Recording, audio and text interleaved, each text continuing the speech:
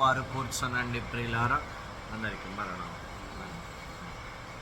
దేవుని యొక్క మహాకృపను బట్టి ప్రభువు మనలను ఈ మోషే ధ్యాన గుడారములో ఆయన 28వ దినములోనికి ప్రభువు మనలను ప్రవేశపరిచిన వారై ఉన్నారు. ఆయనకే నిండు మహిమ ఘనత ప్రభావములు యుగ యుగములు ఆయనకు మెండుగా కలుగును గాక. ఆమేన్. లాగున నీ రాత్రికాల సమయమందు ఆయన దైవ సన్నిధిలో ఏకీభవించిన ఆయన విడలారా, ప్రభు మిమ్ములను, మీ కుటుంబములను, మీ పనిపాటులను, మీరు చేయుచున్న సకల కార్యములను ఆయన బహుగా దీవించి ఆశీర్వదించును గాక. ఆమేన్. కొద్ది నిమిషములో పరిశుద్ధ గ్రంథములో నుండి దేవుని యొక్క వాక్యమును ధ్యానము చేద్దామండి. 28వ అధ్యాయము 12వ వచనమును చదువుకుందామండి. అప్పుడు ఇశ్రాయేలీలకు జ్ఞాపకార్థమైన రత్నములనుగా ఆ 2 రత్నములను ఏఫోదు భుజముల మీద ఉంచవలెను. అట్లు జ్ఞాపకము కొరకు అహరోను తన 2 భుజముల మీద యెహోవా సన్నిధిని వారి పేరులను భరించును. చాలండి. ప్రభువు తన పరిశుద్ధమైనటువంటి లేఖన భాగమును ఆయన మహిమార్థమై మన వినికిడిలో ఫలింపజేసి వాక్య సంబంధమైన ఆశీర్వాదములన్నీ ప్రభువు మనకు నిండుగా మెండుగా ఆయన అనుగ్రహించును గాక. ఆమేన్. ప్రభువునందు ప్రియమైన దేవుని విశ్వాసులారా, యేసు క్రీస్తు ప్రభువుల వారు సీనాయి పర్వతము మీద ఉన్నటువంటి మోషేతో ఆయన మాట్లాడుచు గతించిన అధ్యాయములలో దేవుని మందిరమును గురించి ప్రభువు మోషేకు తెలియజేసిన వారుగా ఉన్నారు. ప్రత్యక్షపు గుడారము యొక్క భాగములో ఆవరణము, పరిశుద్ధ స్థలము, అతి పరిశుద్ధ స్థలము, అందులో ఉండవలసినటువంటి ఉపకరణములన్నింటినీ కూడా ప్రభువు మోషే గారికి తెలియపరిచినటువంటి వారుగా ఉన్నారు.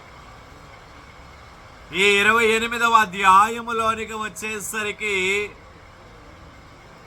ప్రభువు మోషే గారితో మాట్లాడుచు ఆయన అంటూ ఉన్నటువంటి మాట,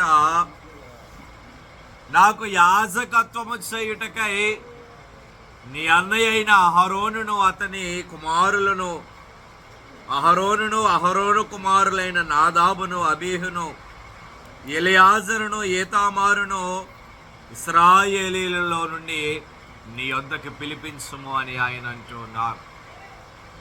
ఈ అధ్యాయమంతయు కూడా, ఈ అధ్యాయము తదుపరి అధ్యాయము కూడా యాజకత్వమును గురించి ప్రభువు మాట్లాడుతూ ఉన్నటువంటి వారై ఉన్నారు.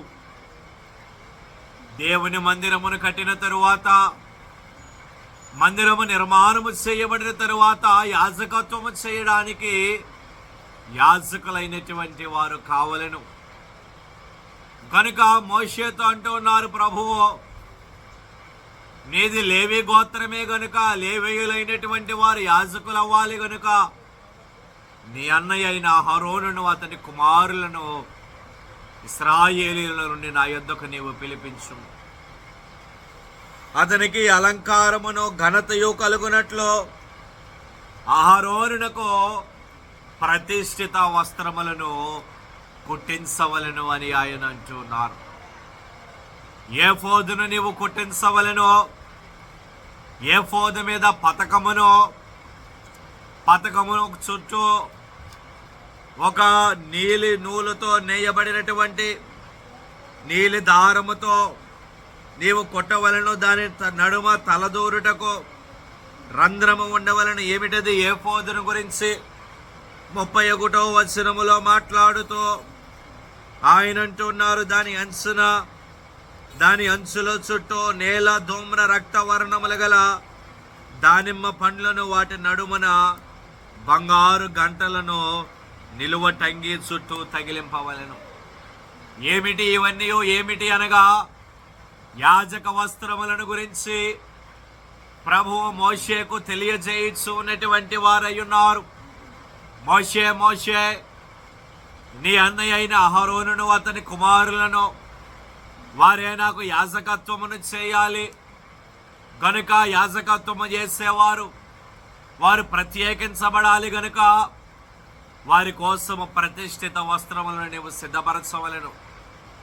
దానిని కుట్టడానికి వివేక హృదయులందరికీ నీవు వారికి ఆజ్ఞాపించు, వారు దానిని కొడతారు అని ప్రభువులైనటువంటి వారు మోషేకి ఆయన తెలియజేస్తూ ఉన్నటువంటి వారై ఉన్నారు.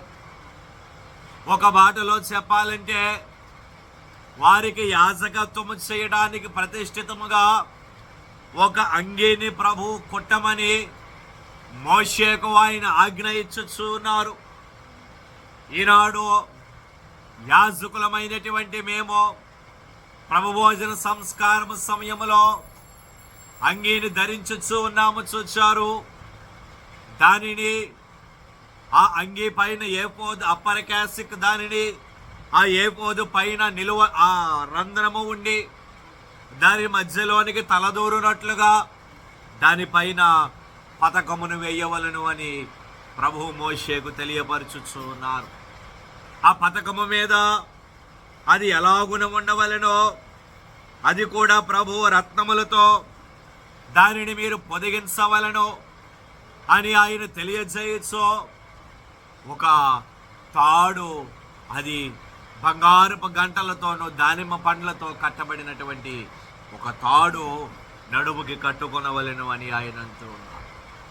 అది దేనికి అంటే అహరోనును ఎవరైతే యాజకత్వాన్ని జరిగిస్తారో వారు అతి పరిశుద్ధ స్థలములోనికి వెళ్ళినప్పుడు వారే తమ్మును తాము పరిశుద్ధముగా ఉంచుకొని వారు యాజకత్వము చేయడానికి వారు ఆ గదిలోనికి వారు వెళ్ళవలెను, అతి పరిశుద్ధ స్థలములోనికి.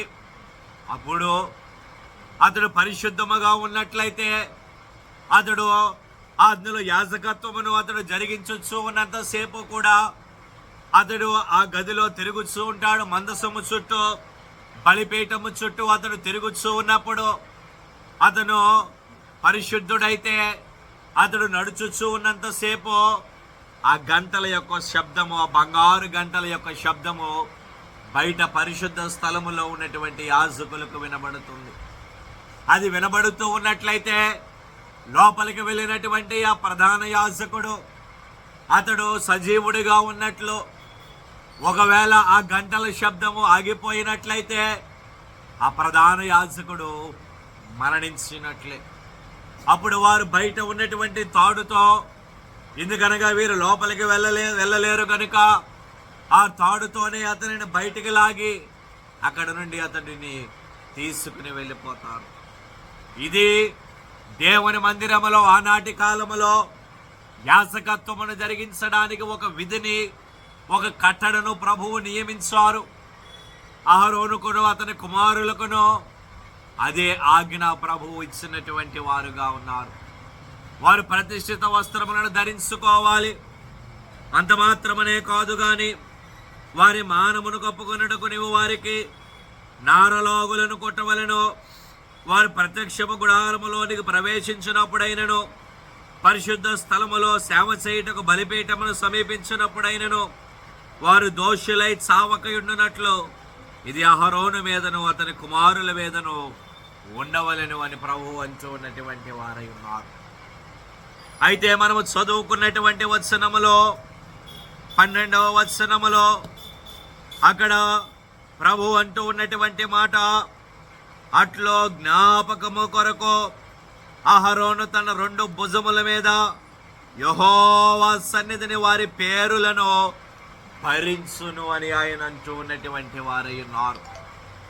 యాజకత్వము జరిగించే అహరోను తన 2 భుజముల మీద ఉన్నటువంటి పతకము మీద ఇశ్రాయేలీల యొక్క పేరులను జ్ఞాపకార్థముగా వారిని భరించును, వారి పేరులను యెహోవా సన్నిధిని భరించును అని ప్రభువు అంటూ ఉన్నటువంటి వారై ఉన్నారు.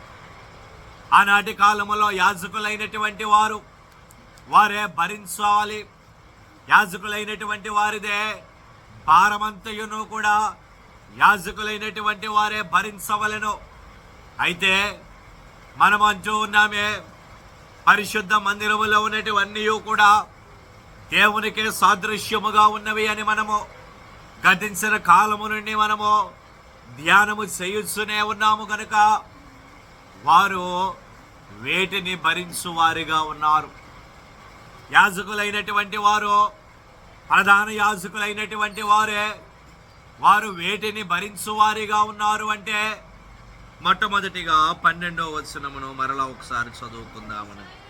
ఆయ్ ఆయ్ ఆయ్ ఆయ్ ఆయ్ ఆయ్ అట్లో జ్ఞాపకము కొరకు అహరోను తన 2 భుజముల మీద యెహోవా సన్నిధిని వారి పేరులను భరించును. చాలండి.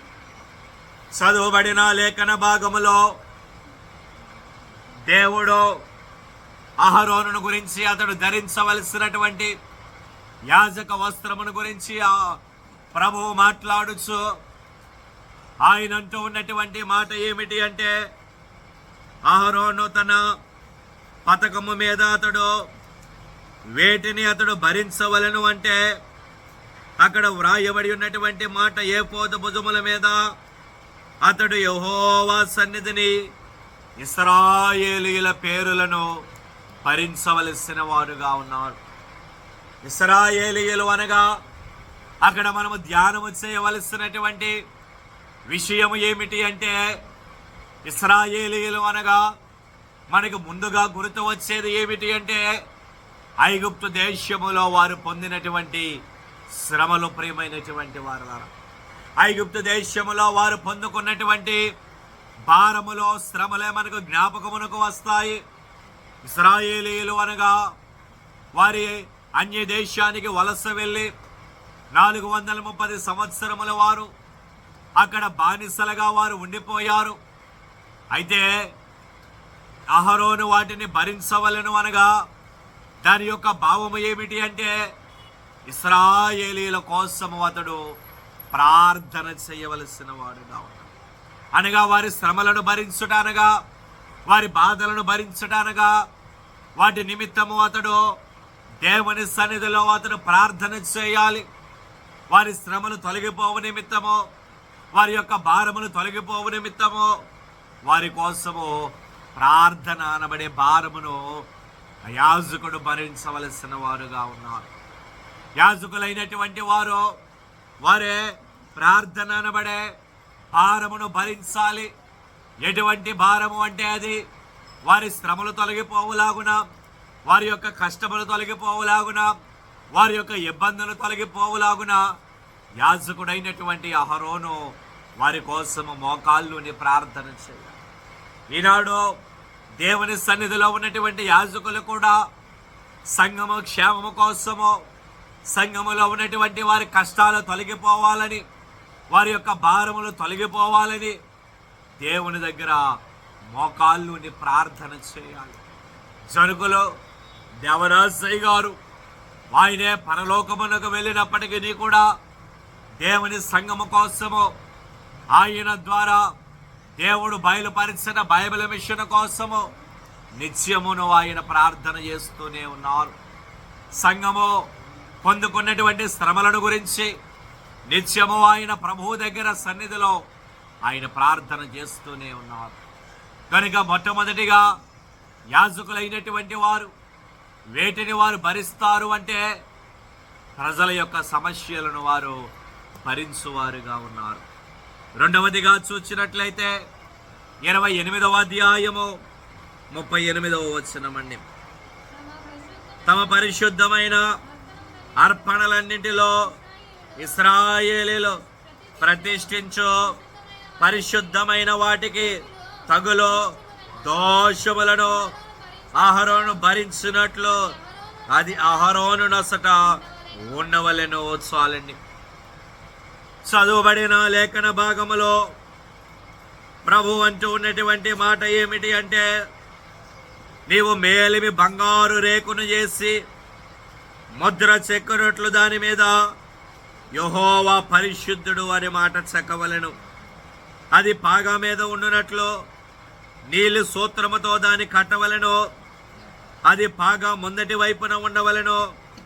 తమ పరిశుద్ధమైనటువంటి అర్పణములన్నిటిలో అహరోను భరించునట్లు అని ఆయన అంటున్నారు. కనుక నేనంటాను, రెండవదిగా యాజకుడైనటువంటి అహరోను అతడు భరించవలసినటువంటి రెండవ విషయం ఏమిటి అంటే, అతడు ప్రజలు అర్పించే అర్పణలను అతడు భరించవలెను. అనగా దాని భావము ఏమిటి అంటే, అర్పణలను భరించుట అనగా దాని యొక్క భావము ఏమైనగా మనము ఆత్మీయముగా మనము ధ్యానము చేసినట్లయితే, అర్పణలను భరించుట అనగా అర్పణలు అర్పించున్న వారికి ఆశీర్వాదములు కలుగునట్లుగా అతడు ప్రార్థన చేయవలసిన వారుగా ఉన్నారు. యాజకులైనటువంటి వారు దేవుని మందిరములోనికి ఎంతో మంది వస్తూ ఉంటారు. వారే దేవుని మందిరములో అర్పణలను వారు అర్పిస్తూ ఉంటారు. ఆ అర్పించిన అర్పణలకు తగిన రెండంతల ఆశీర్వాదమును దేవుడు వారికి అనుగ్రహించులాగున, వారు ఏ కొలతతో అయితే వారు అర్పణలు ఇచ్చారో దానికి రెట్టింపు దీవెనలు దేవుడు వారికి అనుగ్రహించులాగున, ఆయన పరలోకపు ఆకాశపు వాక్కడ్లను ధరిచి పట్టజాలనంత విస్తారమైన దీవెనలు వారి మీద కురమరించులాగున యాజకుడు వారి కోసము ప్రార్థన చేయవలెను. అర్పణలను భరించుటనగా దాని భావము అదియే. ఎవరైతే అర్పణలు అర్పిస్తారో ఆ అర్పించిన వారికే ఆశీర్వాదములు కలుగునట్లుగా యాజకుడు దేవుని మందిరములో అతడు ప్రార్థన చేయవలెను. కనుక రెండవదిగా యాజకుడు భరించవలసినటువంటి రెండవ విషయం ఏమిటి అంటే, అతడు అర్పణలను అతడు భరించవలెను. మూడవదిగా అదే వచనమును మరి ఒకసారి చదువుకుందామండి. హాయ్ హాయ్ హాయ్ తగులు దోషములను అహరోను భరించున్నట్లు అది అహరోను నొసట ఉండవలెను. చాలండి. ఇక మూడవదిగా అహరోను భరించవలసినటువంటి మూడవ విషయం ఏమిటి అనగా, ప్రభువు అక్కడ అంటూ ఉన్నటువంటి వారై ఉన్నారు, పరిశుద్ధమైన వాటికి తగులు దోషములను అతడు భరించవలెను. అనగా మూడవదిగా యాజకుడైనటువంటి అహరోను ఏ విషయములను అతడు భరించవలెను అంటే, దోష శిక్షను అతడు భరించవలసినటువంటి వారుగా ఉన్నారు. అనగా ప్రజలైనటువంటి వారికి వారు అర్పించే అర్పణలలో ఒకవేళ ఏదైనా దోషము ఉన్నదేమో ఆ దోషము తొలగిపోవునట్లుగా, ప్రజల మీదకి ఆ కీడు రాకుండానట్లుగాను వారు అర్పించిన అర్పణలకు ఉన్నటువంటి దోషము తొలగిపోవునట్లుగాను అహరోను దేవుని సన్నిధిలో అతడు ప్రార్థన చేయవలసిన వారుగా ఉన్నారు. యాజకులైనటువంటి వారి పని అదియే. ఎవరైతే అర్పణలు దేవుని సన్నిధికి తీసుకుని వచ్చుచున్నారో దానిలో ఏ దోషము లేకుండా ఉండునట్లుగా, దానిలో ఏ దోషమును కూడా ఎవరికి తగులకుండా ఉండునట్లుగా యాజకులైనటువంటి వారు దేవుని మందిరములో వారు ప్రార్థన చేయవలెను. ఇక నాలుగవదిగా చూసినట్లయితే 28వ అధ్యాయము 30వ వచనం అండి. మరియు నీవు న్యాయ విధాన పథకములో ఊరీము తుమ్మీము అని వాటిని ఉంచవలెను. అహరోను యెహోవా సన్నిధికి వెళ్ళునప్పుడు అవి అతని రొమ్మున ఉండునట్లు అహరోను యెహోవా సన్నిధిని తన రొమ్మున ఇశ్రాయేలీల న్యాయ విధానమును నిత్యమో భరించును. చాలండి. ఇక నాలుగవదిగా యాజకులైనటువంటి వారు అహరోను ఆనాటి కాలములో అతడు భరించవలసినటువంటి భారములలో నాలుగవ భారము ఏమిటి అంటే, ఇశ్రాయేలీయుల యొక్క న్యాయ విధానమును అతడు భరించవలెను. అనగా న్యాయ విధిని అతడు భరించవలెను. ఇశ్రాయేలీయులు వారు ఏమి చేయాలో, ఎలాగున నడుచుకోవాలో, దేవుని సముఖమున వారు ఎలాగో ఉండాలో వాటన్నింటినీ కూడా యాజకుడైనటువంటి అహరోను తెలియచేయాలి. అలాగే దేవుని మందిరములో యాజకత్వాన్ని జరిగించు ఉన్నటువంటి యాజకుడు కూడా సంఘము ఎలాగున ఉండాలో, సంఘము ఏ విధముగా నడుచుకోవాలో, సంఘము ఎలాగ వృద్ధి చెందాలో వాటన్నిటినీ కూడా సంఘమునకు యాజకుడు తెలియచేయాలి. కనుక ఆయన సన్నిధిలో కూర్చుని వాక్యముని వింటూ ఉన్నటువంటి ఆయన బిడ్డలారా, ప్రభు అంటూ ఉన్నారు, అహరోను వాటిని భరించును అని ఆయన అంటున్నారు. వేటిని భరించాలో కొన్ని విషయాలు నేను మీకు చూపించాను. విన్న వాక్యమును మీ హృదయంలో భద్రము చేసుకునండి, ఫలింపజేసుకునండి. ప్రభు కృప మీ ఎల్లరికూ తోడయుండును గాక. ఆమేన్. మోకరిందామండి, ఆయన ధ్యానములోనికి వెళదాము ప్రియులారా, మోకరిందాము. ఓ సంగమా సార్వంగమా పరలోక రాజ్యపు ప్రతిబింబం